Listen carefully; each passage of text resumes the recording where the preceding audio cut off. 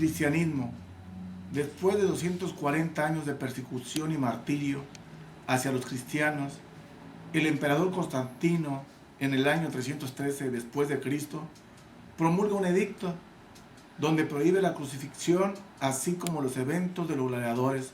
También se declara libertad de cultos.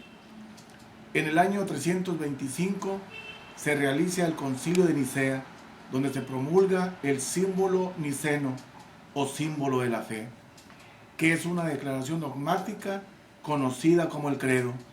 70 años después, la religión cristiana era la oficial del Imperio Romano. Helena, madre del emperador Constantino, descubre en el año 326 la tumba de Jesús y la Vera Cruz metida en ella.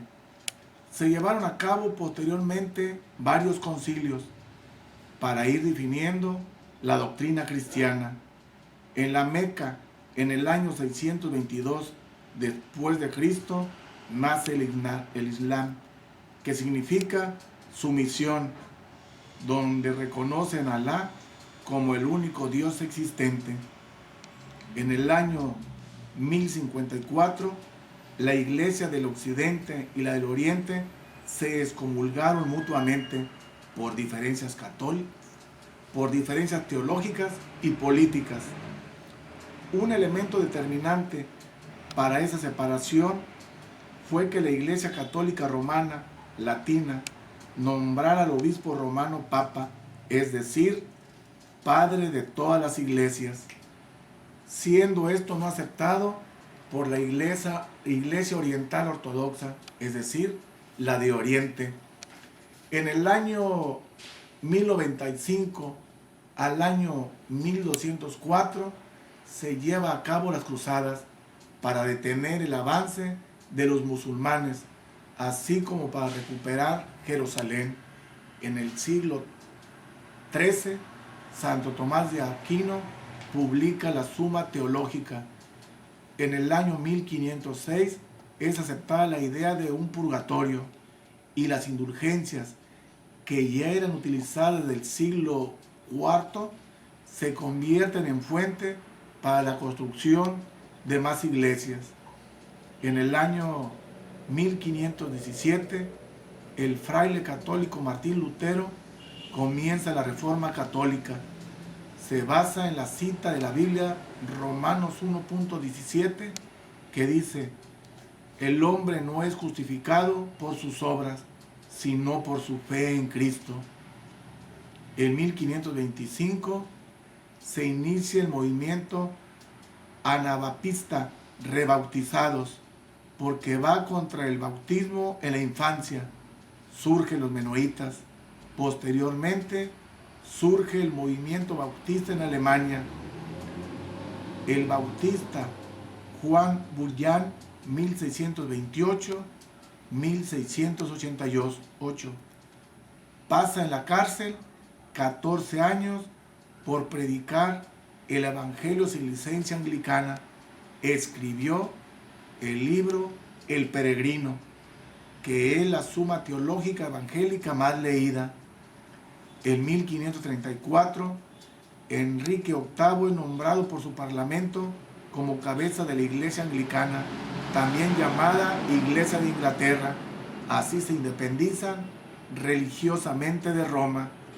En 1536, Juan Calvino publica De instituciones de religión católica, naciendo la Iglesia Presbiteriana, del griego presbítero, que quiere decir anciano. En 1545 inicia el Concilio de Trento al norte de Italia, y es la contrarreforma a la reforma protestante. Se sucedieron 5 papas porque duró 18 años este concilio. El resultado fueron más de 100 anatemas, maldiciones divinas y eternas, y era contra los herejes. Y esos anatemas siguen vigentes. En el año 1611 se publica la Biblia inglesa, versión Rey Jaime. La Iglesia Metodista surge en el año 1738. En el año 1799 surge la Iglesia Metodista. Los mormones surgen en 1830. Los adventistas del séptimo día, Elena de White, en el año 1831. La Asociación de Espiritistas Modernos en 1863. Los Testigos de Jehová en 1872. La Ciencia Cristiana en 1879. En el año de 1906 inicia el pentecostalismo en Los Ángeles, California. En el año de 1962 es inaugurado el Concilio Vaticano II en Roma, el cual fue convocado por el Papa Juan XXIII.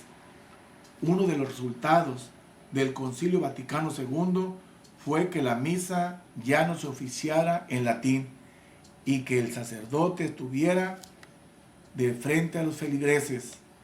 Un grupo de sacerdotes, conocido como tradicionalistas, expresó su desaprobación a las innovaciones que instituyó el Concilio Vaticano II y como máximo representante de estos católicos fue el sacerdote Marcel Lefebvre.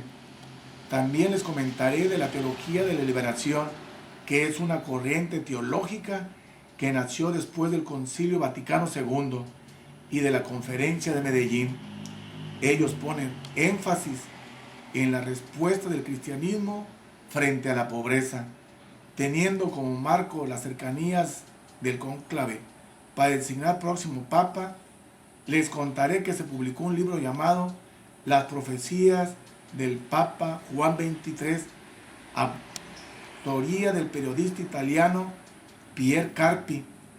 También existe el libro Pío II, Así fui Papa, Pío II, 1458-1464, publicado por el periodista español Antonio Castro Zafra. Este libro está sumamente interesante, sobre todo el capítulo donde el sacerdote nos narra cómo se llevó a cabo el cónclave en el que fue elegido pontífice. Es fascinante esta autobiografía. A unos cuantos días de que sea elegido el nuevo papa, ¿de qué nacionalidad cree usted que vaya a ser?